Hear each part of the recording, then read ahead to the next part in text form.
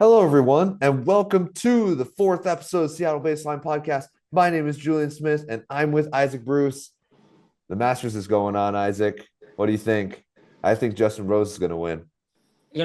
I'm pulling for I think Rory McIlroy is going to come back, get this thing done. Him or Bryson, seeing either of them win would be fun. Yeah, we'll see. Yeah, I mean, Rory McIlroy is like four under through three holes in the third round, so He's can't running go any hot. better than that. He's running hot for sure. Yeah, but getting into the baseball side of things, we had some pretty sad news that happened off of a incredible catch. Yes, Like absolutely. Absolutely. Probably one of the catches of the year so far. Victor Robles full extension into the net in San Francisco. Unfortunately, his shoulder didn't really agree with that, so he's unfortunately been sidelined till probably after the All-Star break with the dislocated shoulder. And then Ryan Bliss, just in a freak accident of an injury, torn bicep, probably out the rest of the regular season or at least most of it. Just sad news for an already kind of thin lineup. But we'll see. We'll see if some younger guys or maybe some older guys can step up and fill those roles.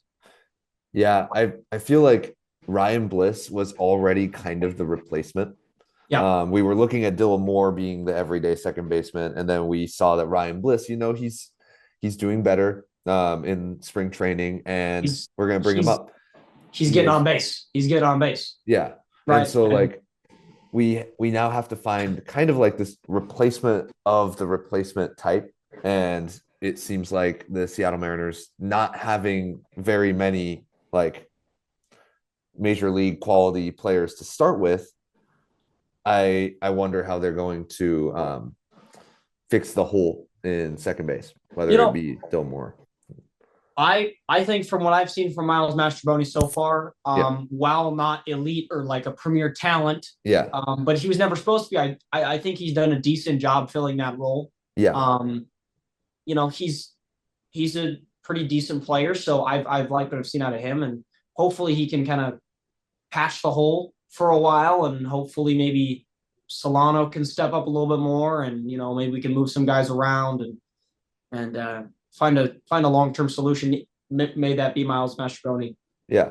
And for Victor Robles, I'm pretty stoked to see Luke Raley able to play the Yep. outfield. He is an outfielder, so it's good to see that we do have a kind of replacement Yeah. for the Victor Robles spot in that sense. And Yep. so I think right now our lineup is looking okay in terms Yes. of like what we're looking at. And speaking of looking okay, we've looked amazing in the last like two games against the Exactly. last game against the Astros and first game against the Texas Rangers. We're filming today on April 12th, Saturday. So Yep. upcoming is the second game of the Texas Rangers. But yeah, we've looked good against who was the pitcher yesterday? I've totally Degrom. Degrom. he's a super good guy. Yeah, Yes. Jacob Yes. DeGrom. Yeah, we looked really good, We like did. really good. We We started did. with a home run by Jorge Polanco. I think it was a third Yep. pitch, 1-1 pitch, Yep. and then you've got we did it right. Did you see that part Sure did. from? Yep. Yeah, and then we had um, Cal Raleigh, Yep. Cal amazing home Raleigh. run. When you need big hits, you need Yeah, big dumpers, and he was there. So it was a fun home run as per usual when Cal Raleigh steps up in those clutch situations. It that was home run was like that was the cleanest launch angle I've ever seen. The cleanest, like that was everything, just work it. great. Yeah, no, like I don't think I've seen a lot of Cal Raleigh home runs. Hmm. That was my favorite Cal Raleigh home run in terms of how it looked. Just Yes, mashed it. absolutely, Yeah, absolutely. It was a great homer. And we did a great job yesterday yeah, of getting runners in scoring position and then scoring them. yeah, Right? We've seen this season that the Mariners are actually doing. Maybe it's a little bit of a surprise to me just how many runners we've had in scoring position. yeah, Well, like we've been threatening to score a lot more than we did in previous years. Previous years, we were very dependent on the home run ball, right? Yeah. We were looking to draw a walk, hit a bomb, a bloop and a blast. We weren't really looking to string together hits. Like that Yeah. wasn't our offense. Now that's kind of shifted into what our offense is with less power in the lineup. Yeah. So, we've had runners in scoring position, and when you're looking to string hits together, it's kind of live by the sword, die by the sword. Yeah. And on Tuesday, we saw that we died by the sword. We Yeah. saw the Mariners have 19 opportunities to bat in a runner in scoring position, Yeah. and one of them we capitalized on, which, mind you, was a single off of the first baseman's foot into right field, and then Mitch Garver turned on the Jets and scored. So it wasn't Yeah. exactly pretty. But when you put runners in scoring position that much, you kind of get things to go your way once in a while. Yeah. And so I think if we can continue to put runners in scoring position at that rate, we're going to bat them in. Like, we simply will not be this bad with runners in scoring position consistently. It's just not possible, right? Yeah. And then we've seen that since Tuesday. Since Tuesday, we've had guys in scoring position. J.P. Crawford yesterday, right? Yeah. Just boom, nice crisp single, scores a run, right? Yeah. So we just got to keep putting guys in scoring position, and I think we'll keep scoring runs. Although today is the cursed second game of the series, which for the Mariners offense this year has been our kryptonite. It's just like, sorry, we got to play this team again, and we just forget everything. But and in the third game, we'll come out and score like 8 runs, and it's going to be like, okay, our offense is back. But the speaking of, you just talked about players that don't hit the ball very hard, but they're good at getting on base. I think one of the prime examples of that is Leo Rivas. I love the way he plays. I think he's very underrated for the amount of walks that he takes, the base hits that he's able to do. I think even though he doesn't have very much power, I love his approach. When he grips it shorter after 2 strikes, I think it makes it a lot better for him.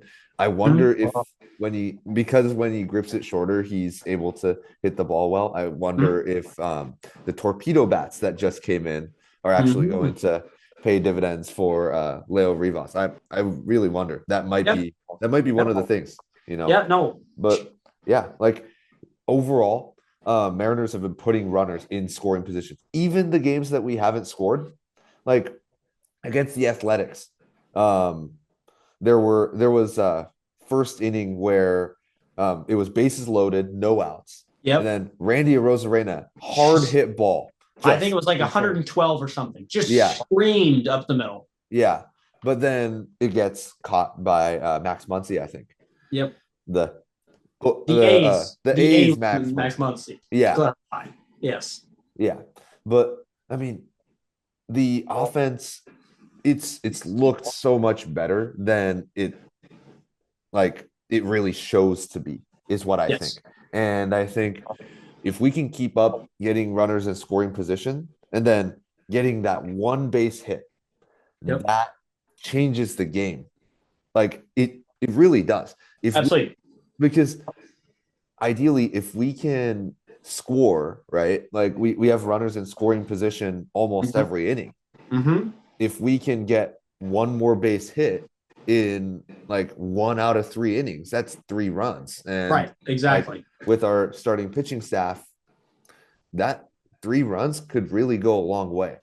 Our bullpen, it will go a long way. Yeah. Question is, can the bullpen, as I think you were about to say, can the bullpen hold it down? What are your thoughts so far on the bullpen this year, Julian? Yeah. So I'm going to start with the positives. Okay. Munoz, always amazing. Like there are games. He's scaring me a little more than usual. Yeah. But yeah. But I mean, there was a game last season, I think it was in the start of the season, where Munoz gives up 4 walks and then like kills the Mariners at the bottom of the 9th. It was pretty sad. Yes. But yeah, like there have been moments like I think Munoz, it was bases loaded, and then Munoz was able to get the save. Yep. This season in one of the games. And then there were games with Munoz that, like, they were perfect. It was exactly what you expected from Munoz. Maybe a hit or a walk, but when you get three guys out relatively easily, that doesn't really matter. Mhm. Munoz has been looking sharp. Gregory Santos, it's nice to see him back. It is. It is. He And you can see that he has the stuff. Like you yeah, see that he's capable of getting hitters out. yeah, His ERA is deceptively good. yeah, Um, he only has like a one something ERA, which is pretty surprising given the number of runs he's given up. But I think yeah, he's been put in difficult situations yeah, and just hasn't really had the high leverage heroics that we need from him. yeah. And so it's hard to fault him for that. But I mean, he just I think he's leaving too many pitches over the heart of the plate. Well, Similar problem to Trent Thornton, who we saw yeah. yesterday get battered around a little bit, um, as he kind of hung some pitches and they kind of got battered around the yard. But prior to that, I had liked what I'd seen out of Trent Thornton, and I think he'll continue to grow and progress, and hopefully he can paint the edges a bit better. Yeah. Uh, but I'm fairly hopeful for Trent Thornton this season. I mean, Trent Thornton's curveball's been looking really good. Mm-hmm. I've always liked that pitch. Yeah, Um, he does throw a little bit slower than the yeah, average bullpen pitcher, but absolutely. I mean, like when you have a curveball like that, Yep. you're looking at somebody that can go and dominate. To your point, though, the both or honestly, with Trent Thornton specifically, he's been giving up the long ball, which he Yep. has been for like the past couple of Yep. seasons. But yeah, if he can figure out how to just leave that ball in the yard, like Yeah, a fly exactly. ball to center field to Julio Rodriguez, Yes. that would be Yes. perfect. and But and yeah, and that comes with not leaving the ball down the middle, right? Like yeah, if that pitch is more elevated, like he's probably intending to do, he's going to get more fly ball out results yeah. rather than leaving it with a little too much heart of the plate, and that's when he gets driven out of the ballpark. And I mean, this is not a bullpen thing, but like going back to next week, if you look at why Brian Wu got scored on in the fourth inning so much, he was leaving that fastball over the plate. And when his four seam fastball was above the center, he was just swing and miss, swing and miss, swing and miss. Yep, So perfect. exactly. It's just the position of the ball plays so much into this. And I think Actually, with in Gregory Santos's case, I think the reason why his ERA is so much lower than like how many he's given up is because the infield defense just isn't good right now. Like it's not premium. It's like last season, even though our like infield offense wasn't very good, like JP Crawford was incredible at defense. mhm. You've got like that whole defense in there, other than I think Jorge Polanco at second base, was pretty premium. Yeah, it was. Yeah, And no. yeah, and so Gregory Santos last year would have been a little bit more like Yep. less And likely to get scored on. and Santos depends on that sinker. He's got a great sinker, Yeah, and with the sinker comes ground balls, and in a yeah, lot of cases, hard ground balls because of how hard he throws the ball. yeah, Like when you throw the ball almost 100 miles an hour, even not great contact is still coming off the bat at 90, 93 miles an hour, yeah, and that's still a tough play as an infielder, especially when we don't have an elite defensive infield. yeah, I think we've kind of focused our interests towards the offense when it comes to who we want in the lineup. yeah, And I believe that is a correct decision, but the prioritization of offense needs to happen. But yeah. The, it's just a reality of being a sinker ball pitcher and having a not elite defensive infield. and Uh, like I do think though, like the prioritizing the offense was a must, right? Like Absolutely. last season, you see the pitching and you see the offense, and you go, okay, the offense is not good, but Yes. it can't come at the expense of giving up runs on defense. And I Well, think that's where it's like, I mean, having a I mean, Josh Rojas type last season was very helpful on defense. but the issue is Rojas was inconsistent offensively, especially against Yeah, left-hand pitching. So it's just like where do you want to focus? And I think offense is absolutely the place to focus. yeah, I think that our pitching we can trust to get outs even without an elite defensive infield. yeah, And whatever runs we lose on the defensive infield, I think we'll make up with the with the bats. Like, Yeah. I mean, that's just the reality of the situation is that we can't have both. Yeah. Like, we're not going to get Nolan Arenado, right? Yeah. Like we're not getting Matt Chapman, right? Those guys Yeah. are both long-term deals with their teams. They're both locked away, right? Yeah. So we're trying to piece it together with the Jorge Polancos and the Donovan Solanos and those guys, right? Yeah. Talented hitters. Some of them only super good against one-handedness of the pitcher. So it's kind of like you're platooning guys. And Yeah. when you don't play defense every day, Yeah. and then you get a 106-mile-an-hour ground ball hit 3 steps to your left, it's like, Yeah. what? Like he hasn't played third since last Wednesday, right? So it's just, you know, not to harp on the issue, but Yeah. it's just it's difficult. But I hope it works out. The offense has significantly been better. I yeah, think no, in looks terms great. of the bullpen, we haven't talked about one player. And this a little bit ties into third base, but Carlos Vargas Mm-hmm. was traded in that Eugenio Suarez trade. And Yep. as much as that trade was horrible, I mean, like it would be nice to have Eugenio Suarez in our lineup Yeah. right now. But Yeah. Carlos Vargas, he's been pretty good. Like Yeah. he's surprisingly he came out and he was pretty good. Yep. And No, so yeah, I think I I like what I'm seeing. I understand what Jerry Dipoto was trying to do with that move. Yeah. Trading Gino. On paper, it makes some sense, right? You have an aging third baseman. And being able to get some prospects for him makes sense. Yeah. But the issue was that Gino got better. Yeah. And usually when you're as old as Gino is, you don't typically get better when you get older. You typically get worse. And he had strikeout issues, and we were trying to move away from strikeouts. Yeah. So I mean, it's one of those moves that it's like hindsight's 2020, right? Like obviously now we wouldn't want to make that trade, but at the time I thought it was a fine trade. But I'm glad that Vargas is paying dividends. Yeah. Bizardo is like Fernando Rodney. He just scares me, but he's filthy when he can like locate. Yeah. When he's got the command. He's fun to watch and hard to hit. But Yeah. we'll see how the bullpen continues. And I think going into next week, I mean, there's a lot to be excited about as a Mariners fan. I think that as we go on the road, I'm hoping to see a little bit more from the offense. Now that they won't be playing in T-Mobile Park, right? Hopefully, some of those baseballs will carry out of the yard instead of getting the deep flyouts that we're so fond of. And I'm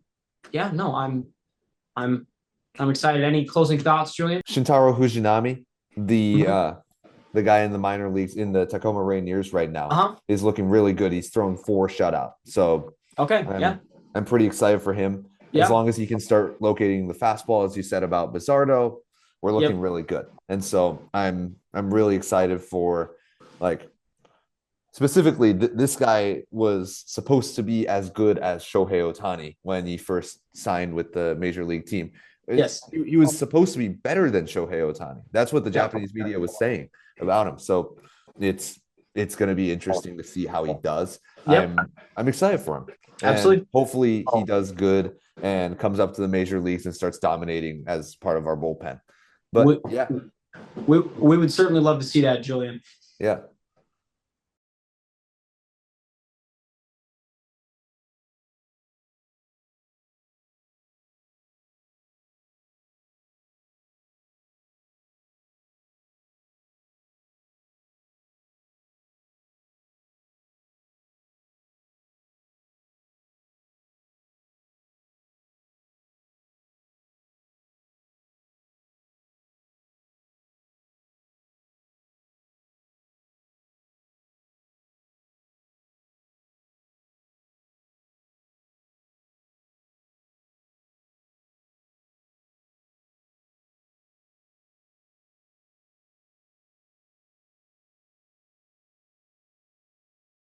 That's all I got. That's all you got. Have a great week, everybody. Go Mariners. Go Mariners. Peace.